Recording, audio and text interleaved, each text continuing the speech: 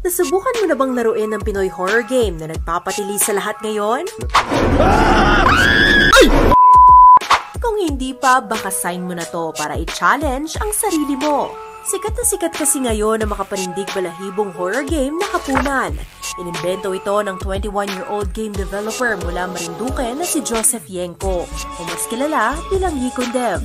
Isa itong 30 to 40-minute interactive game tungkol sa isang balut vendor na si Nico. Habang naglilibot sa gabi, makakadiskubre siya ng dark secret tungkol sa barangay captain ng kanyang lugar. Bilang player, ikaw ang gagawa ng desisyon, maghahanap ng katotohanan, at gagawa ng paraan para protektahan ang pamilya niya. Mga paborito kong streamer na naglalaro ng 4 games na sinabi ko sa sarili ko na parang gusto ko rin gumawa ng ganitong game kasi parang ang cool, natatakot sila. Pero this time, yung version ko naman po is Filipino culture. Kaya naisip ko yung pagbebenta po ng balot. And from there, nakapag-build po ako ng story around it. Ayon kay Yikon, inabot siya ng 2 taon bago matapos ang game dahil nag-aaral pa siya sa high school noon.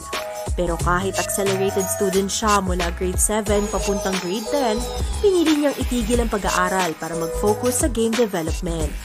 Kwento pa ni Yikon na hilig siya sa computer games dahil sa impluwensya ng kanyang tatay Alvin.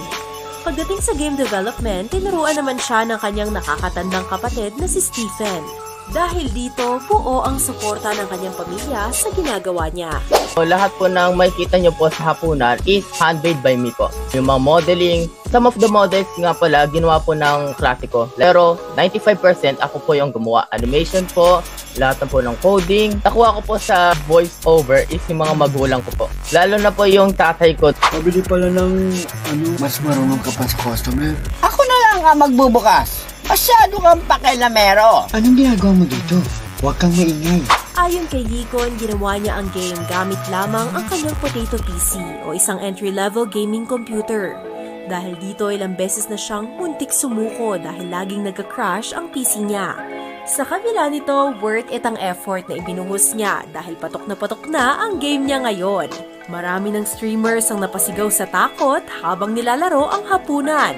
Sa mga streamers talagang maraming salamat dahil sa kanila is nare-recognize ang mga gawa indie games. Dahil most of the time, hindi nabibigyan pansin yung mga indie game developer yung paghihirap na ginagawa nila. Lalo na po si Murushi dahil siya po yung pinaka-first creator, developer din, na umulong sa akin na ikalat yung game na Hapunan.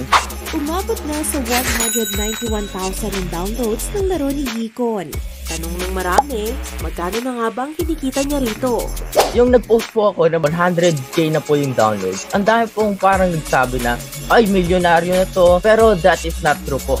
Kasi ang download po is kasama po doon yung free demo para sa mobile and for PC. Kaya for now, kumita na rin po ako ng 600 to 700,000 pesos po.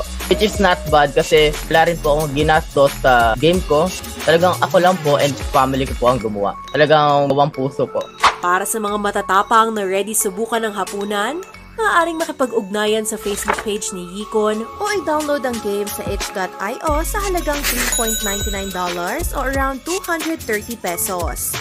Sa ngayon, plano ni Yikon na maglabas ng panibagong game series na Gabi ng Lagim, kung saan itatampok niya naman ang iba't ibang Filipino superstitions, myths at cultures sa multiple horror games.